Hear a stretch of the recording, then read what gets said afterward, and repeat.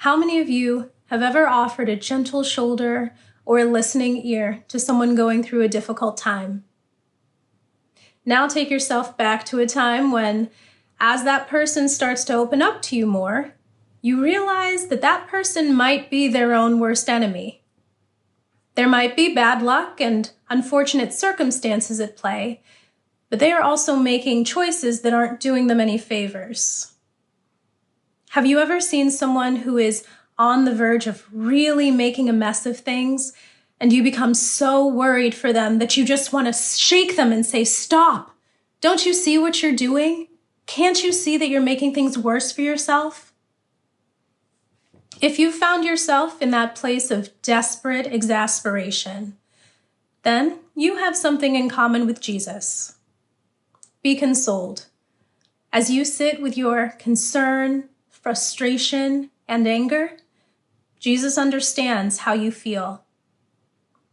In today's gospel, we hear the story of Jesus driving merchants out of the temple. It might be shocking to some to picture Jesus overturning tables and chasing people with whips. But what we hear is a story of Jesus having a painfully authentic human experience. And what a gift to read and hear about how Jesus processed his anger. When he is asked to explain himself, to justify his actions, he tells the religious authorities to destroy the temple and that he will rebuild it in 3 days.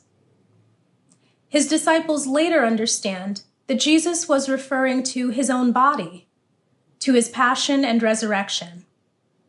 Jesus' dramatic actions are born out of a deep, consuming love. Speaking of intense anger born out of deep love, I've worked in high schools for over 10 years, and I cannot count how many times students have taken umbrage with school rules. In their opinion, we are monsters for insisting on things like proper dress code and keeping cell phones off and away. And when students bend or break those rules, I have witnessed and have been the apoplectic adult attempting to yell students into understanding, or at the very least, compliance. The emotions we feel may be understandable, but that's beyond the point. The point is that it is rarely effective. When I initially looked at today's first reading, I'll admit I bristled at several points. God can be jealous. God inflicts multi-generational punishment on those who disobey God's word. I really had to sit with these readings and pray to see the heart of God in the verses. Ultimately, the same thing that helped me better understand God's message here was also what helps me to better accompany young people who like to push the envelope. And it is this: lean into the why.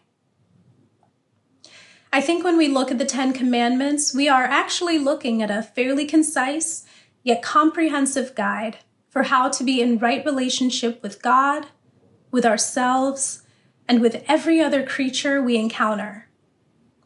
This is guidance that every group of people in the history of the world has needed. Nobody likes to be told what to do, though. Nobody likes rules. But if you lean into the why, it is easier to understand and accept them. You shall not bear false witness. Why? Because you can't deceive others and have healthy, open, loving relationships. Remember to keep holy the Sabbath day. Why? Because you can't ignore your body or the earth's need for rest and have a sustainable, balanced life. You shall have no other gods besides me. You shall not take the name of the Lord your God in vain. Why? Because you can't deny the existence of your spiritual self, your relationship with a creator, your relationship to life as a created being, and fully understand your place in this world. You simply cannot.